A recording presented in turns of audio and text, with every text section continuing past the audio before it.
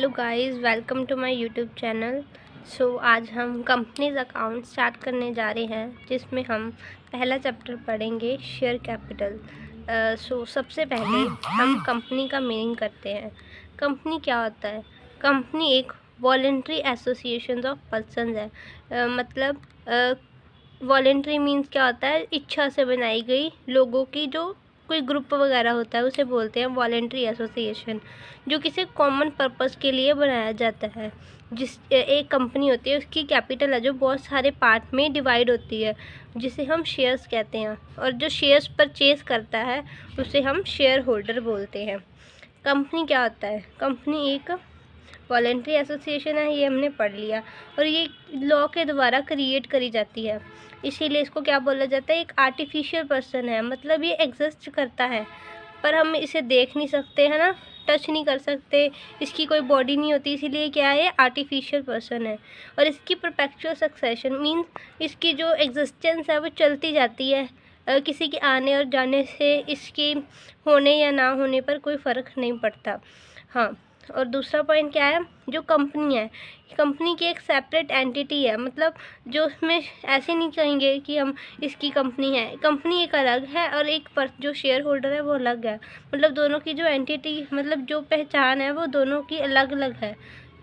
ठीक है, अब हम कंपनी की डेफिनेशन पढ़ेंगे जो कंपनीज एक्ट 2013 में दी गई है। वो क्या कहती है कि अगर any a company incorporate under this act, मतलब जो कोई भी कंपनी है जो इस एक्ट के अंडर रजिस्टर है और किसी भी प्रीवियस कंपनी लॉ के अंडर रजिस्टर है, वो उसे कंपनी माना जाता है।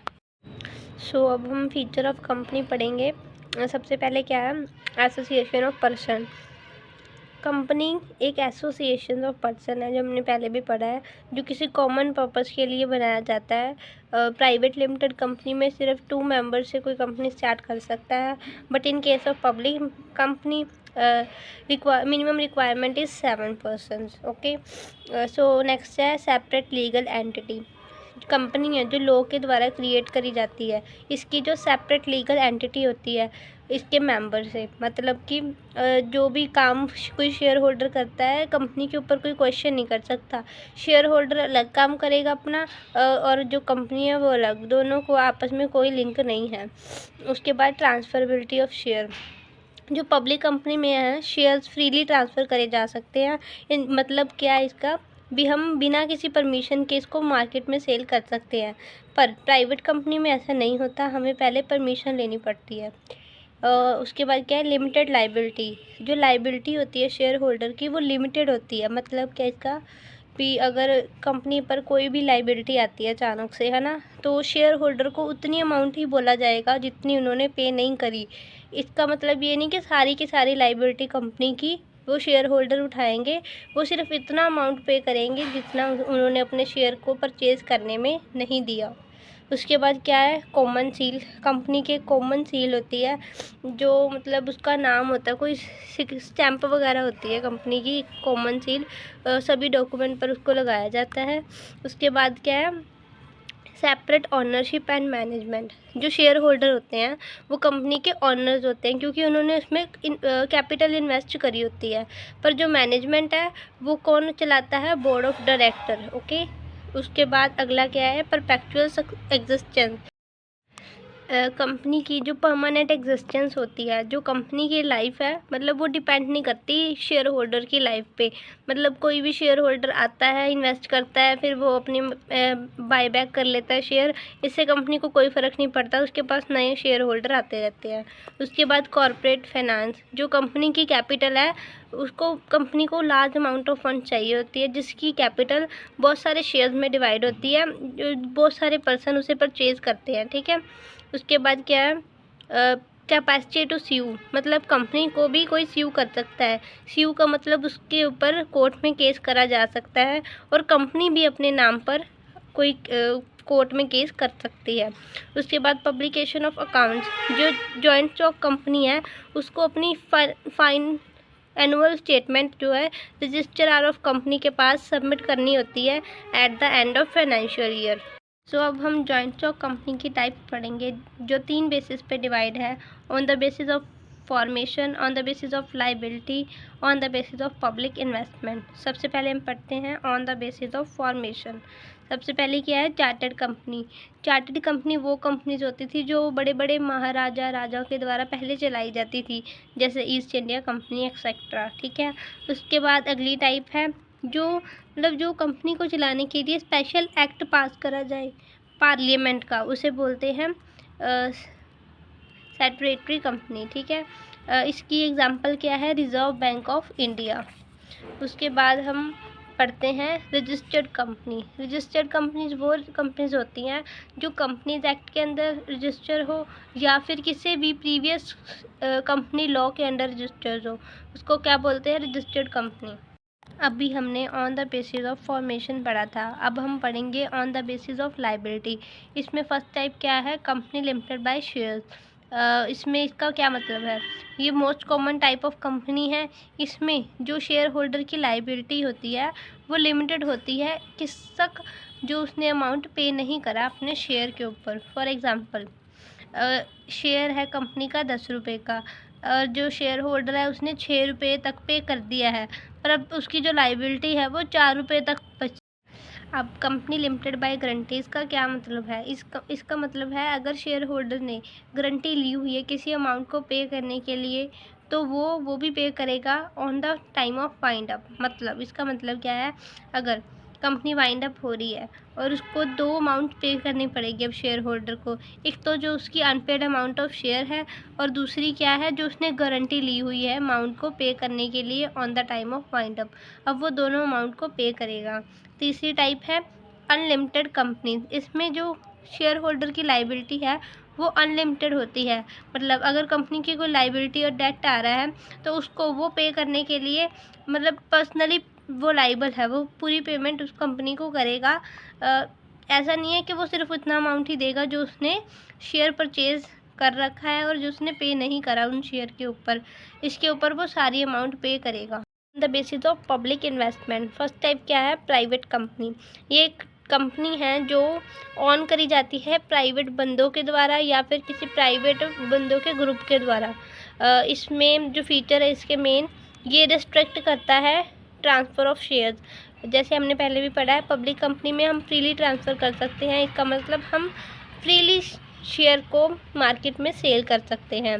उसके बाद है जो प्राइवेट कंपनी में मिनिमम पेड अप कैपिटल के द्वारा हम इसे इनकॉर्पोरेट कर सकते हैं एज़ पर अमेंडमेंट। पर इस अमेंडमेंट के पहले जो लिमिट थी मिनिमम पेड अप कैपिटल की, वो 1 लाख थी इन प्राइवेट कंपनी। जो प्राइवेट कंपनी होती है उनको आर्टिकल ऑफ एसोसिएशन है जो कंपलसरी होता है बनाना, और प्राइवेट कंपनी के पीछे प्राइवेट लिमिटेड लगाना बहुत ज़रूरी होता है, इससे इसकी पहचान होती है। उसके बाद क्या है, पब्लिक कंपनी। पब्लिक कंपनी वो कंपनी होती है जो प्राइवेट नहीं है, और इसको हम अब 0 मिनिमम पेड अप कैपिटल से स्टार्ट कर सकते हैं एज़ पर अमेंडमेंट, जैसे हमने प्राइवेट में पढ़ा है। पहले इसको मिनिमम पेड अप कैपिटल क्या थी, 5 लाख। ओके, सो मिनिमम जो पर्सन रिक्वायर्ड है पब्लिक कंपनी को इस्टेब्लिश करने के लिए वो है 7। अब हम डिफरेंस पढ़ेंगे पब्लिक एंड प्राइवेट कंपनी के बीच में। सबसे पहले क्या है, minimum number of person. In case of private company only 2 person are required, but in case of public company 7 person are required. उसके बाद मैक्सिमम नंबर ऑफ मेंबर। जो पब्लिक कंपनी में मैक्सिमम लिमिट नहीं होती, प्राइवेट कंपनी में maximum limit होती है 200 person. उसके बाद क्या है, restrictions of transfer of shares. जैसे हमने पहले भी पढ़ा है, प्राइवेट कंपनी में रिस्ट्रिक्शंस होती हैं और पब्लिक कंपनी में रिस्ट्रिक्शंस नहीं होती। उसके बाद filing of prospectus. Private company is not require, उसको प्राइवेट कंपनी को प्रोस्पेक्टस को फाइल करने की ज़रूरत नहीं है, बट पब्लिक कंपनी को इसको ज़रूरत होती है फाइल करने की विद रजिस्ट्रार। उसके बाद कमेंसमेंट। जो प्राइवेट कंपनी है अपना बिजनेस कमेंस मतलब स्टार्ट कर सकती हैं जब उन्हें सर्टिफिकेट ऑफ इनकॉर्पोरेट मिल जाए, बट पब्लिक कंपनी ऐसा नहीं कर सकती जब तक उसे सर्टिफिकेट ऑफ कमेंसमेंट नहीं मिले। उसके बाद इनविटेशन ऑफ पब्लिक। जो पब्लिक कंपनी है वो पब्लिक को इनवाइट कर सकती है उनके शेयर्स को सब्सक्राइब करने के लिए, बट प्राइवेट कंपनी ऐसा नहीं कर सकती। उसके बाद है नंबर ऑफ़ डायरेक्टर। जो पब्लिक कंपनी में हमें 3 एटलीस्ट नंबर ऑफ़ डायरेक्टर चाहिए होते हैं, but in case of private company only 2 directors are required. उसके बाद अगला पॉइंट है मिनिमम सब्सक्रिप्शन। जो प्राइवेट कंपनी है वो अलॉटमेंट कर सकती है शेयर्स की जब तक उन्हें चाहे मिनिमम सब्सक्रिप्शन भी रिसीव ना हुआ हो, बट पब्लिक कंपनी अलॉट नहीं कर सकती शेयर जब तक उन्हें मिनिमम सब्सक्रिप्शन रिसीव ना हुआ हो। मिनिमम सब्सक्रिप्शन का मीनिंग हम आगे पढ़ेंगे। मैनेजीरियल रेम्युनरेशन, जो मैनेजीरियल रेम्युनरेशन है, जो पब्लिक कंपनी है 11% ऑफ नेट प्रॉफिट से ज़्यादा पे नहीं कर सकती। मतलब जो मैनेजर लेवल के जो पर्सन्स हैं उन्हें हम 11% तक पे कर सकते हैं नेट प्रॉफिट का, but in case of private company there is no restriction. उसके बाद फर्दर इशू ऑफ कैपिटल। अगर पब्लिक कंपनी नई जो शेयर कैपिटल है इशू करना चाहती है तो उससे पहले अपने एग्जिस्टिंग मेंबर को वो ऑफ़र करना पड़ेगा, बट इन प्राइवेट कंपनी ऐसा कोई भी रिस्ट्रिक्शन नहीं है। वो नए शेयर होल्डर को वो ऑफ़र कर सकती है कैपिटल सब्सक्राइब करने के लिए। उसके बाद है share warrant. Public company can issue a share warrant but private company can not issue. जो शेयर वारंट का मीनिंग है ये भी हम आगे पढ़ेंगे। मिनिमम कैपिटल, जो अमेंडमेंट के पहले minimum paid up capital private company को चाहिए होती है वो 1 लाख है, और जो पब्लिक कंपनी को चाहिए होती है वो 5 लाख है। उसके बाद है रिस्ट्रिक्शंस ऑन नेम। जो प्राइवेट कंपनी है वो अपने नाम के पीछे प्राइवेट लिमिटेड लगाती है, और जो पब्लिक कंपनी है वो सिर्फ लिमिटेड वर्ड लगाती है। अब हम पढ़ेंगे शेयर्स। शेयर्स का मतलब क्या होता है? किसी कंपनी की शेयर कैपिटल में किसी पर्सन का शेयर होना, ठीक है। एक बहुत सारी आप हमने पहले भी पढ़ चुके हैं कितनी बार कि ये जो कंपनी की कैपिटल है बहुत सारे हिस्सों में डिवाइड होती है, उसको हम शेयर्स बोल देते हैं। अब हम टाइप्स ऑफ शेयर्स करेंगे। There are 2 types of shares, preference shares and equity shares. But third type भी होती है पर बुक में मेंशन नहीं है, दैट इज़ डेफर्ड शेयर्स, जो कि प्रमोटर्स को इशू किए जाते हैं जब वो कंपनी को प्रमोट करते हैं, ठीक है, इन फॉर्म ऑफ कमीशन। उसके बाद हम पढ़ते हैं प्रेफरेंस शेयर। प्रेफरेंस शेयर क्या होते हैं? जिस प्रेफरेंस शेयर वो होते हैं जिसमें जो शेयर वो परचेज़ करेगा उन शेयर होल्डर के पास प्रेफरेंशियल राइट होता है। मतलब अगर कंपनी डिविडेंड पे कर रही है तो पहले प्रेफरेंस शेयर होल्डर को दिया जाएगा। अगर वो कैपिटल रीपेमेंट कर रही है तो भी वो उनको प्रेफरेंस दी जाएगी, प्रेफरेंस शेयर्स वालों को, ठीक है। इनको फिक्स रेट ऑफ डिविडेंड मिलता है कंपनी के नेट प्रॉफिट से, ठीक है।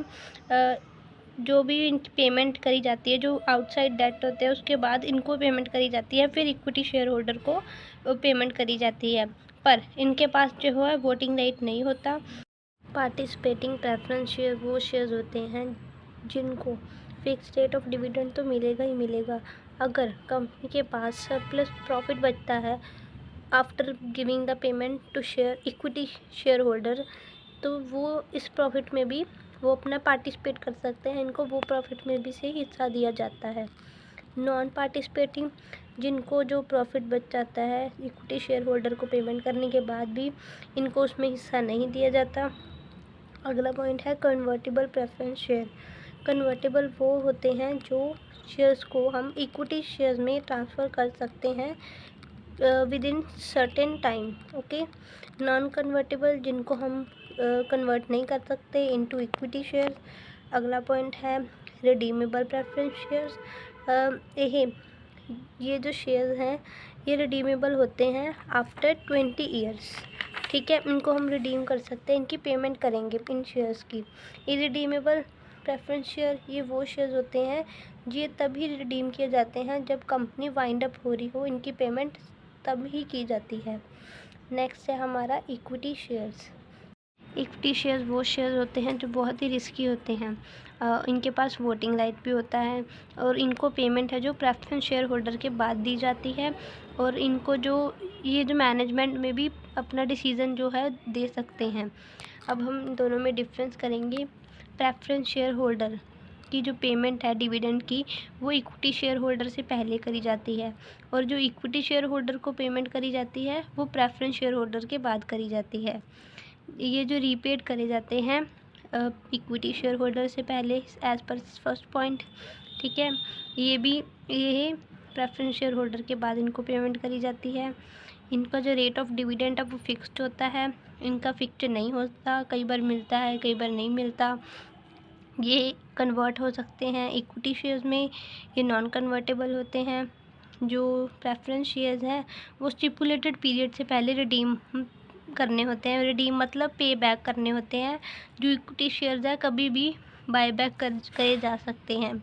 जो नई कंपनी है सिर्फ प्रेफरेंस शेयर इशू करके नहीं फॉर्म हो सकती, इनको इक्विटी शेयर भी इशू करने पड़ेंगे। और जो नई कंपनी है सिर्फ इक्विटी शेयर इशू करके फॉर्म हो सकती है। जो प्रेफरेंस शेयर होल्डर शेयर्स की टाइप है 8 टाइप्स है, इनकी कोई भी टाइप नहीं होती। जो वोटिंग राइट है प्रेफरेंस शेयर्स के बाद लिमिटेड होता है, इनके पास फुल वोटिंग राइट होता है। ये मैनेजमेंट में भी अपने डिसीज़न दे सकते हैं। बाकी की थ्योरी हम नेक्स्ट वीडियो में करेंगे।